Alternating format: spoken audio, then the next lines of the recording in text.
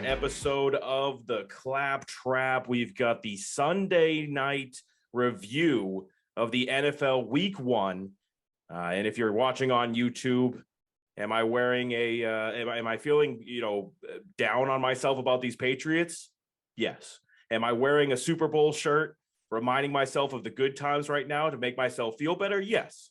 We don't have to talk about it, though.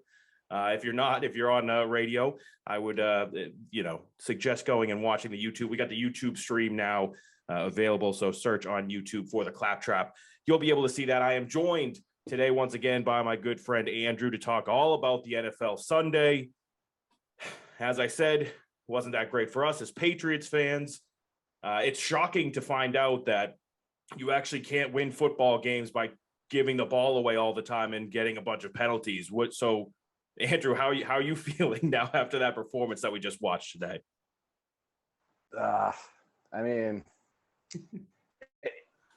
It's a tough one. What do you want me to say? I'm usually Mr. Silver lining optimist, whatever. But it's, there's a little bit of good you could take away from today. But for the most part, everything just kind of spiraled. I really personally feel like the turning point of the game was that early interception when Mack tried to hit Devontae Parker in the end zone. With the safety that close, probably shouldn't have thrown the ball. But that's what you brought Devontae Parker in for, those 50-50 balls. Probably should have been a pass interference call, and it wasn't. But the Patriots got away with one later in the game, so I'm not going to blame it on that. But then the ball gets tipped up, intercepted by the safety, and coming down, the Patriots defense made a stand. Then you have Karl Davis jump off sides on that 4th and 1, and they end up getting points. And I feel like that was kind of a linchpin for everything, kind of coming unglued for them. Like at that point, that was the turning point where it's like, all right, hey, the interception happened, even though you're moving the ball, you were rolling, whatever. And then it's like, the defense made a stop, and you make that stupid pre-snap penalty. Okay, I can live with the holding, all that stuff when the ball's in play, but the pre-snap stuff it kills me. It really does. And so I feel like that was really a turning point in the game for them, and that's kind of like, it just snowballed from there.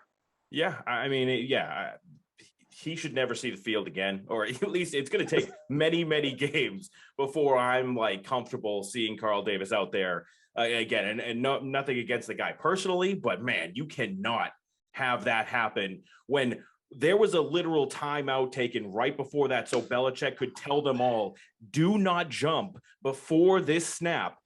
And what I think they were trying to talk about it on the broadcast, a little foot move or something got him, or I don't know what it was that got him to jump off sides, but you're lined up over the center. You have a direct line of sight with the ball. It was unforgivable. And yeah, I don't want to see him for at least a few more games. That was brutal. Yeah. You're totally right about him being lined up over the center. It's like, no, you're not listening to the snap count at that point. You're waiting for a movement. You're looking at the ball. When the ball moves, you move. It's very simple.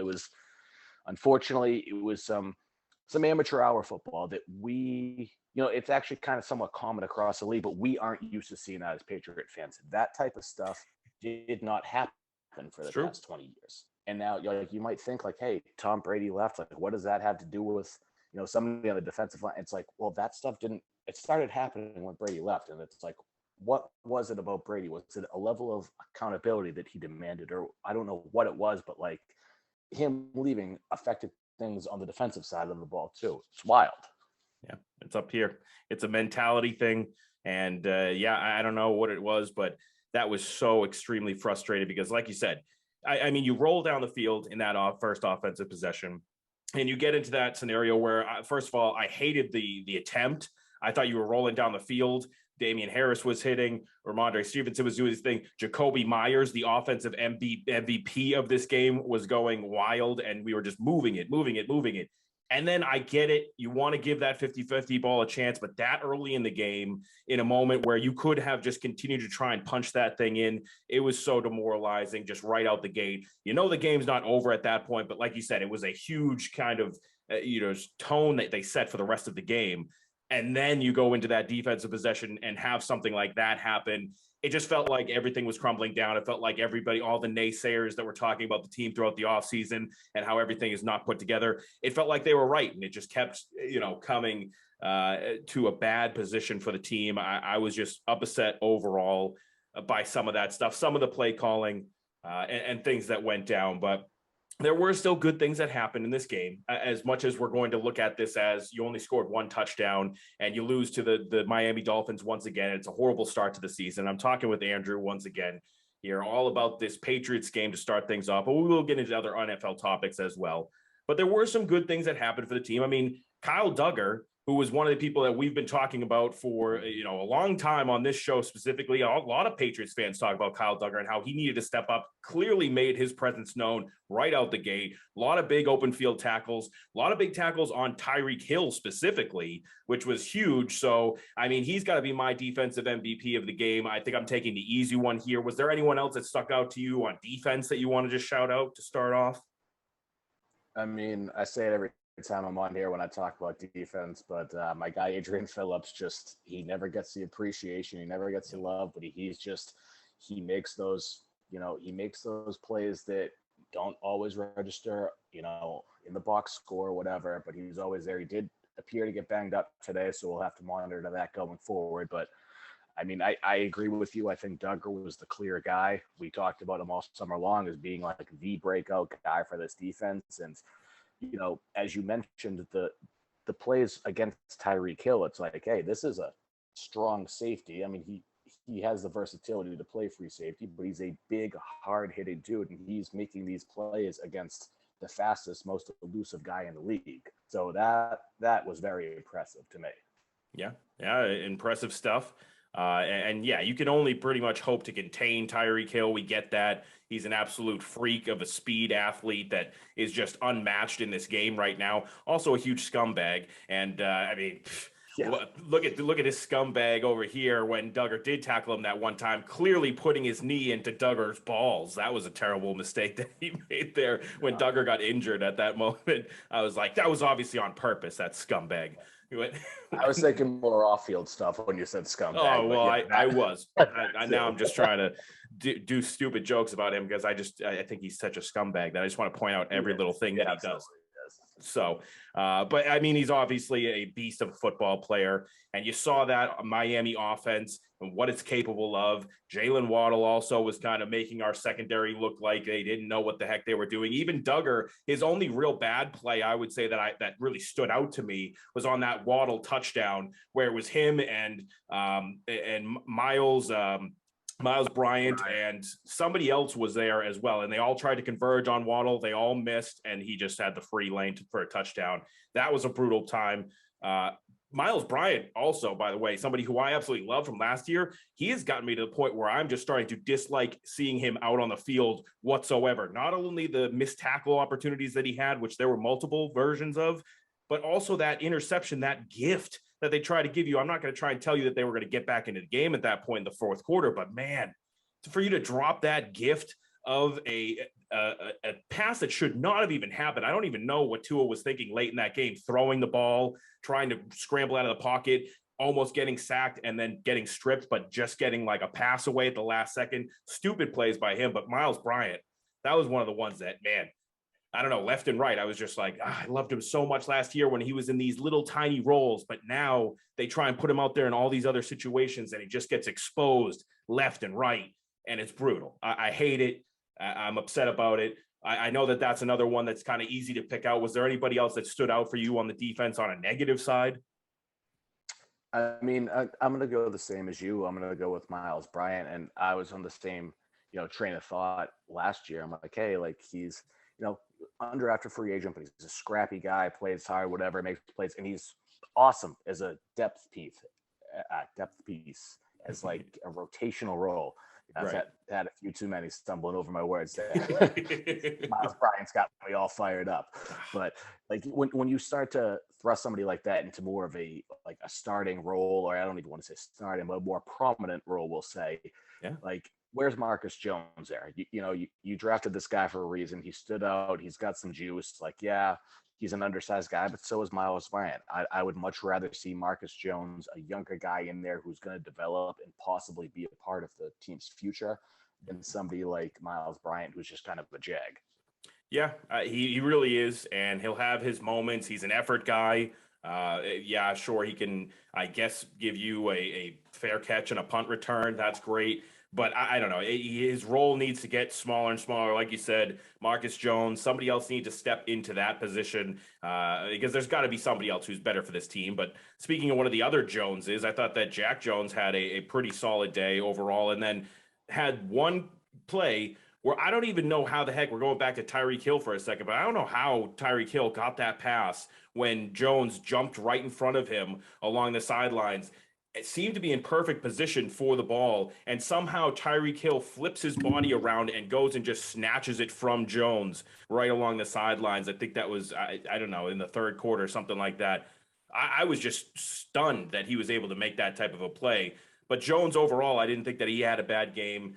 I don't know what this team is going to need to do going forward to switch things up on the defensive side. I think you're going to go into a Steelers game next week that, once again, you're going to see some weapons on the other side. I don't know how you're going to deal with it in the secondary unless you can have, I guess, more upfront presence from that front seven.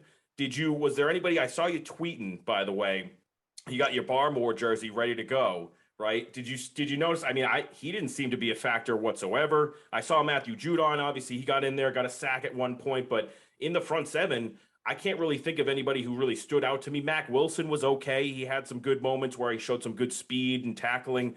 That front seven, though, I don't know. What are we going to do with that?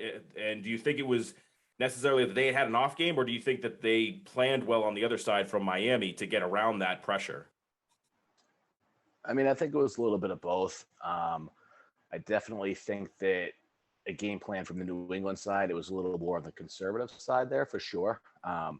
Against, like, it's probably going to be Trubisky next week with the Steelers. I'd be shocked if they made the switch to Pickett this quickly. But like somebody like that who's an inexperienced quarterback, I'd like to see them, kind of get a little trickier with the pressure, be more aggressive about bringing pressure, because at the end of the day, you really don't have the coverage on the back end in your secondary to really, man up with a lot of these teams, especially with, like, so many of these teams just have so much depth at receiver right now. Like, you just saw Waddle and Hill, who are both studs. And now next week, it's like, all right, you have Deontay Johnson, George Pickens, who, yeah, he's a rookie, but he's looked phenomenal all summer. And you have Chase Claypool. Like, these teams are so deep at wide receiver that if you're not going to have, like, those type of guys on the back end to match up with them, you're going to have to get more aggressive with the way you bring pressure and the way you disguise pressure. So I'm hoping that I don't even want to say hoping that, because I feel like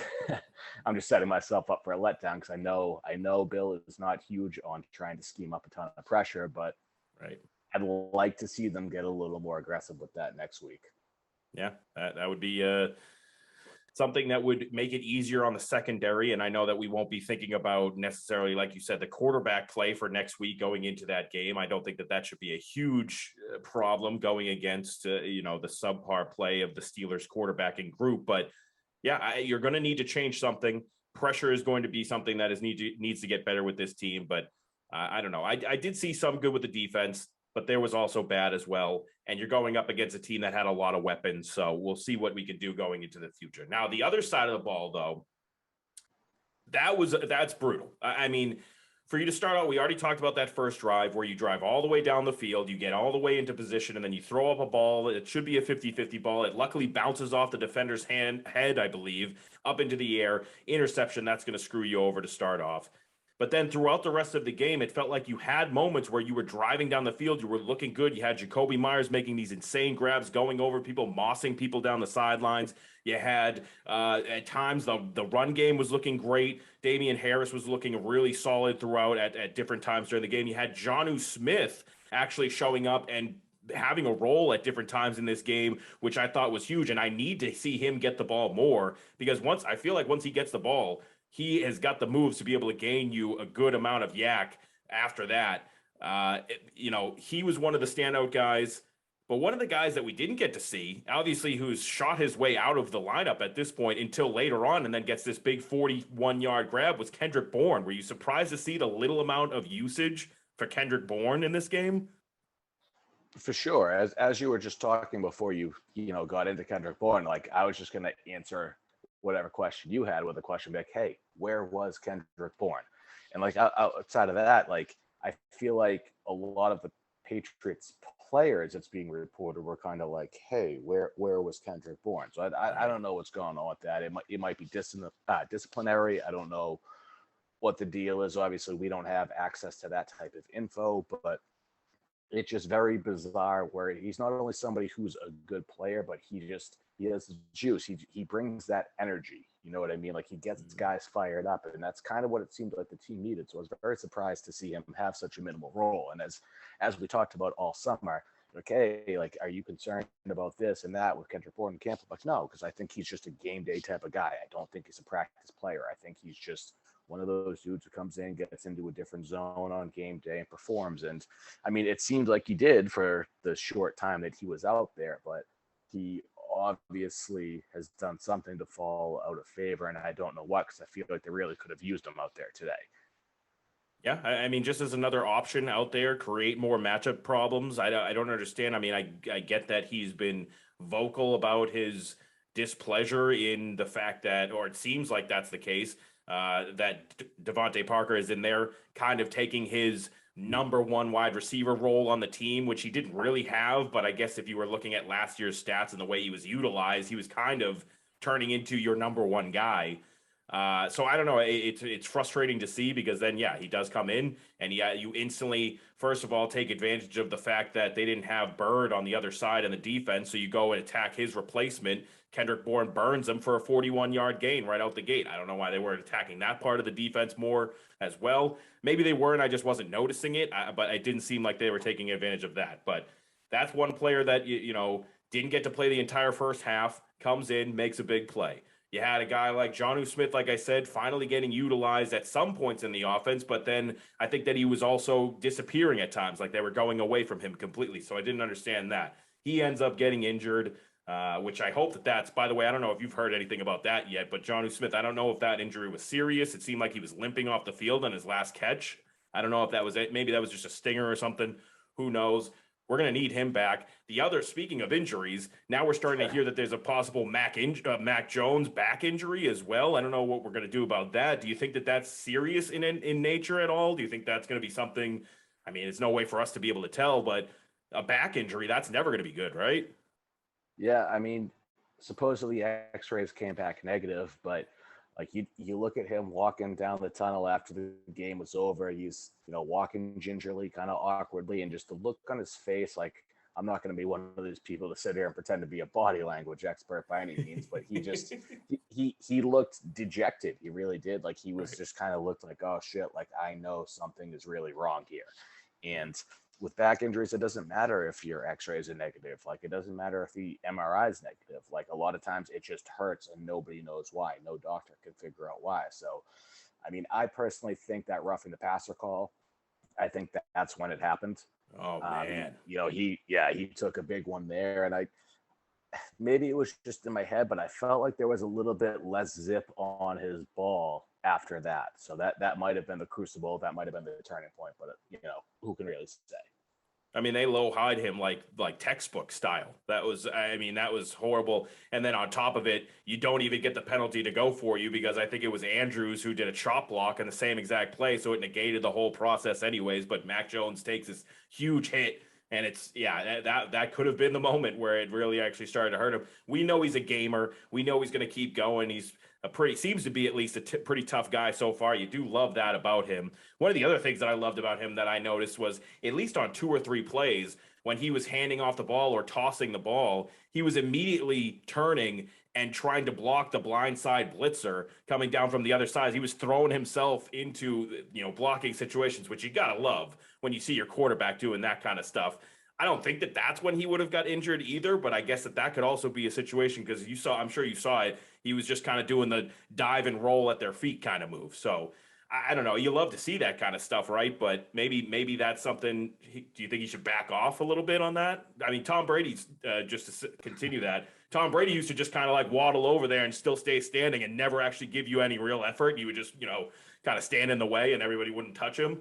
Maybe you should do something like that. I don't know.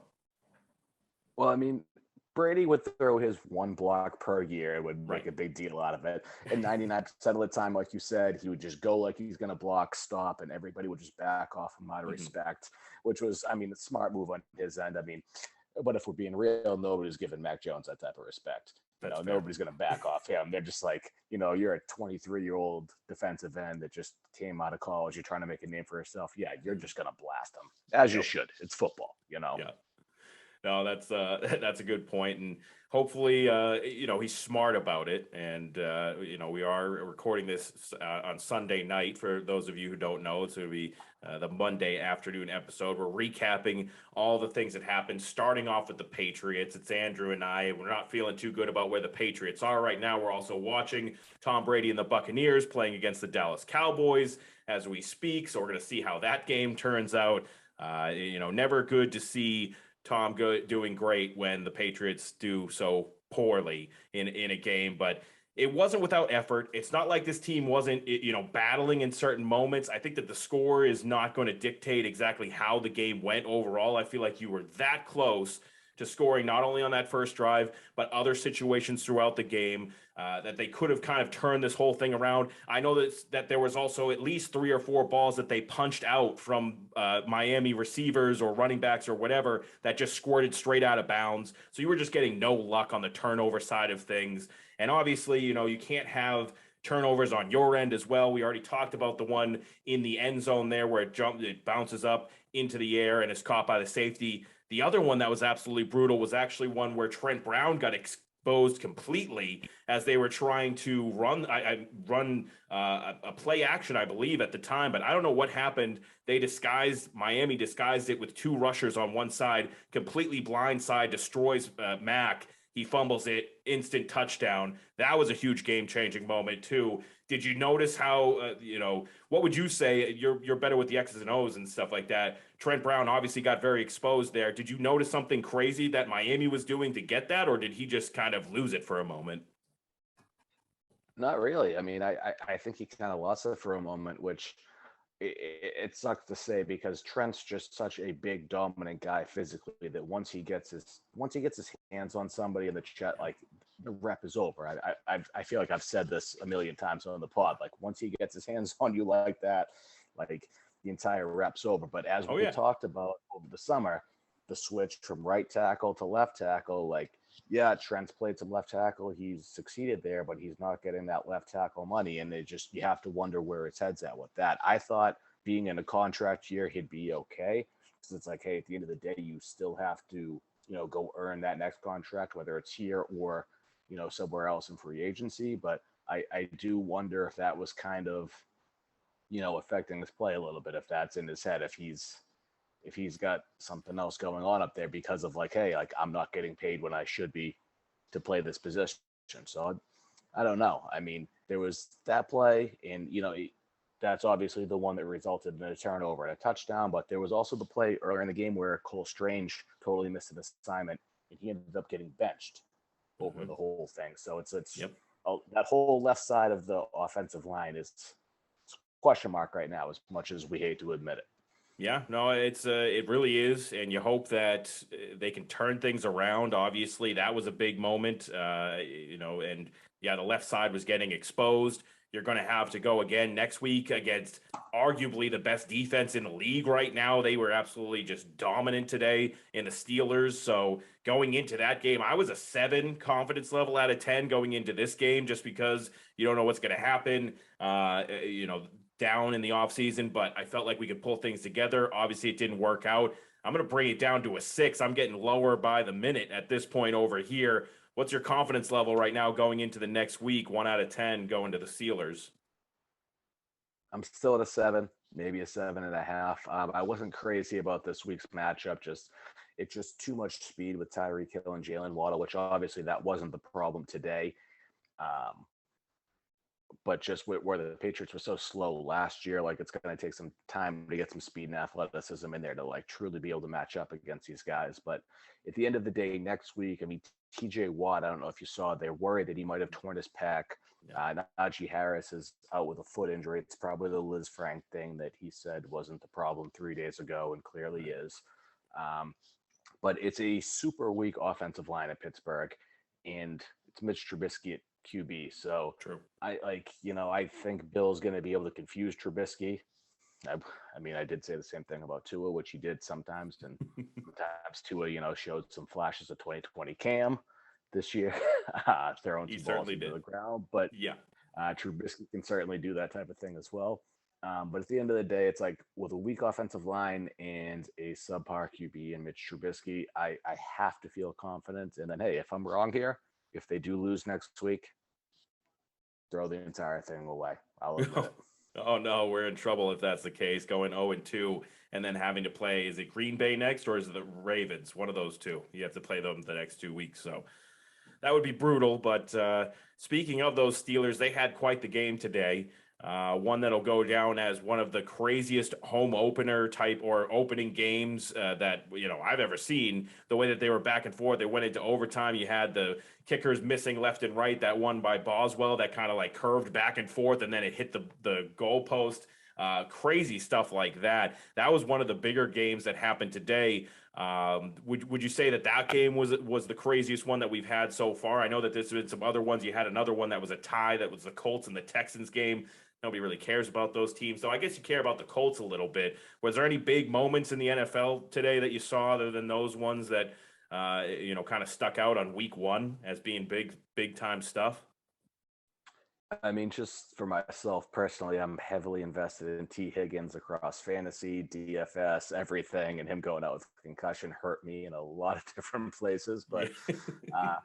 no, I think the two tie games was like super weird this early, like in the year, like in the basically same type of fashion, missed field goals that were like should have been hit, and 20 to especially when you 20. talk about when you talk about the Steelers one, like obviously McPherson had already missed his for the Bengals, and you see the Steelers go to kick, and like when it came off his foot, it shanked, and I'm like, oh my god, he missed this, and it curved back in. I'm like, oh my god, never mind, he didn't. Wait. Then it went back out. I'm like, oh no, he did. And I'm like, what? Like it's just Brutal. I don't know. There were a couple of wacky things going on today, and just I don't know. I feel like I'm just going off memory here. I might be wrong, but I feel like we said this last year at week 1 too. That it was like, hey, just weird week, whatever. We'll see what happens next week, and it's like maybe the loss of one of the preseason games and the starters playing less and less during that, maybe that factors into it. I don't know.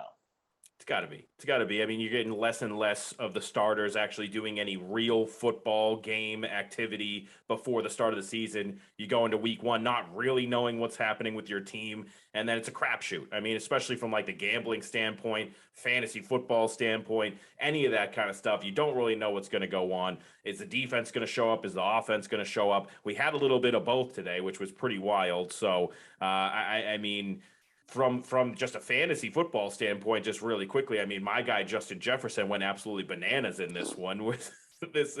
I mean, that it's probably still somehow not going to win me my week because I'm still going against Patrick Mahomes and who else does he have? He has Pittman also had a big game, and Michael Pittman and some other players as well. So I know that everyone cares about my fantasy football team, but was there any other crazy fantasy football performances that you noticed this week that you wanted to point out? I know that you had your team as well.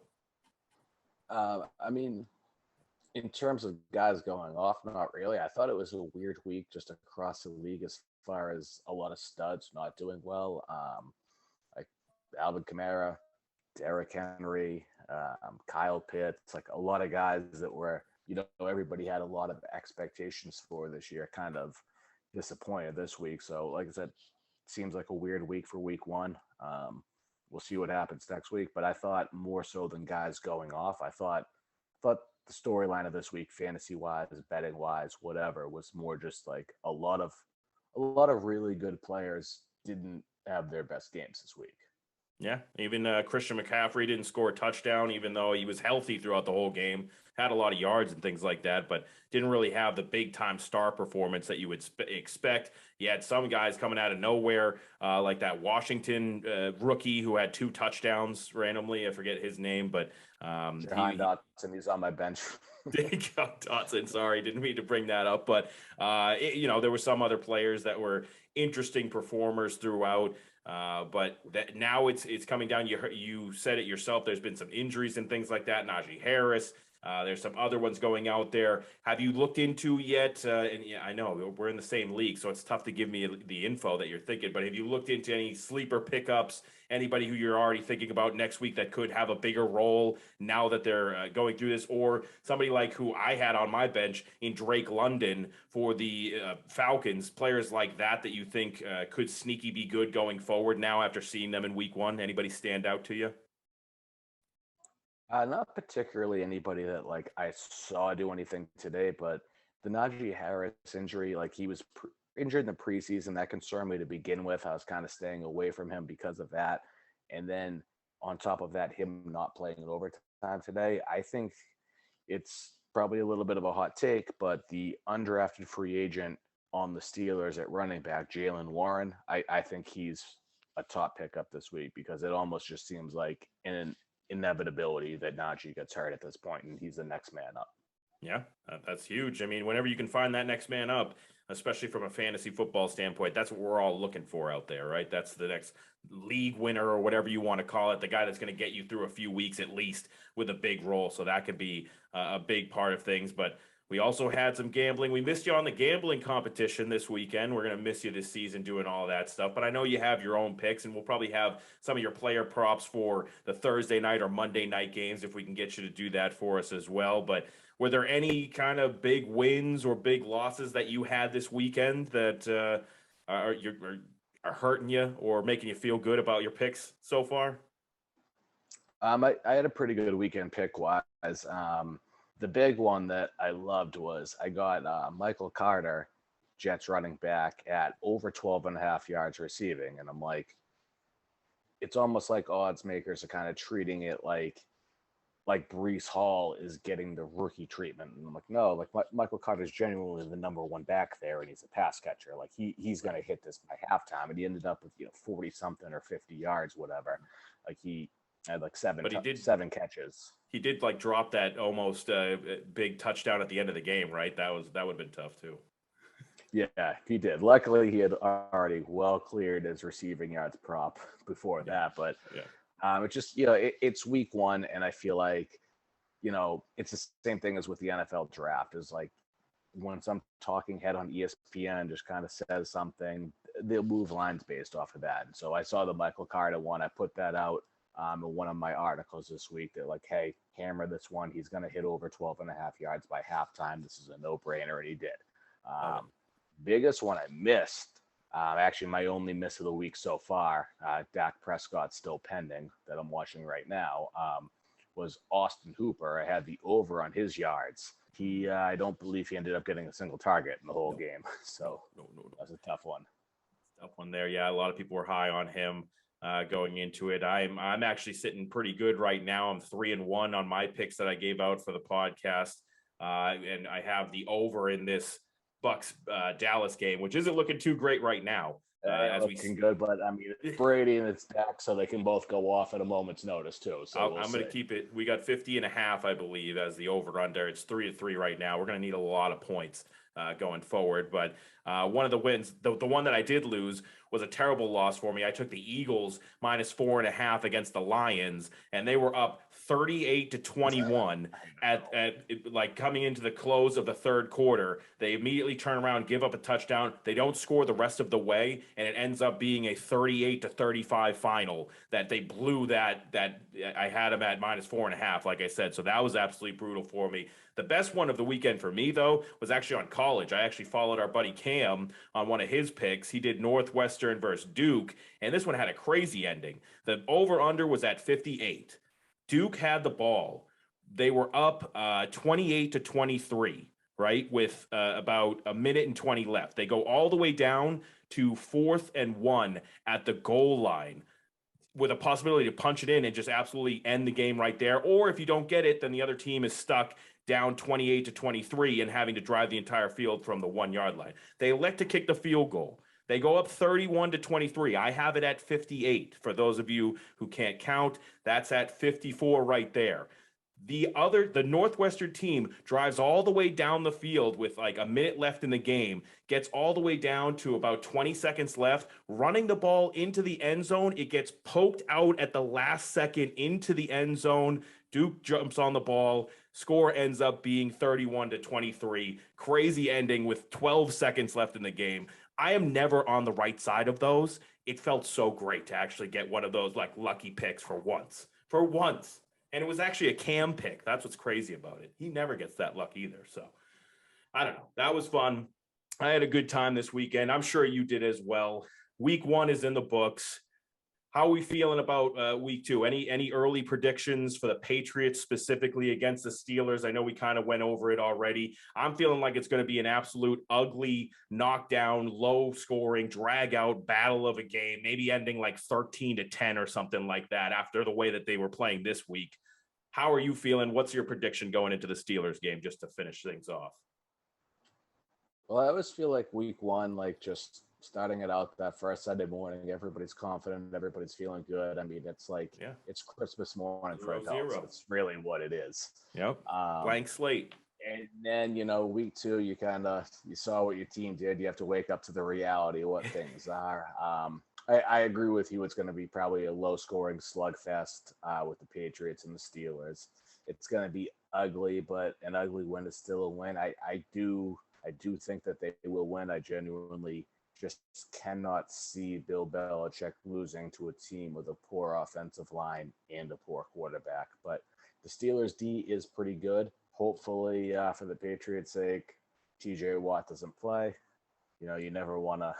You don't want to be beating teams because they're beat up. But at the end of the day, a win is a win. So, and that's what the Patriots need right now. They need something to just, create a spark in that locker room and have everybody like, hey, like, it's not over. We're 1-1. It's the same as being, we're 500. Let's start over and let's just, get it on the right track going forward. Oh yeah, get it all in order. I think that our defense can obviously stop their offense with the poor quarterback play and the offensive line.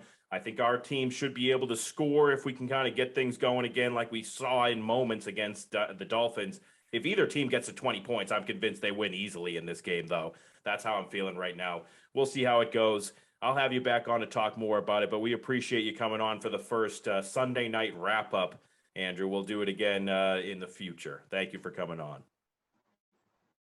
Always a pleasure. Glad to come on for our first edition. I'm calling it Tipsy Takes because I'm going to have a Sunday night pint every time we do this. Love that. Love that. I'll have one too next time. We'll do that.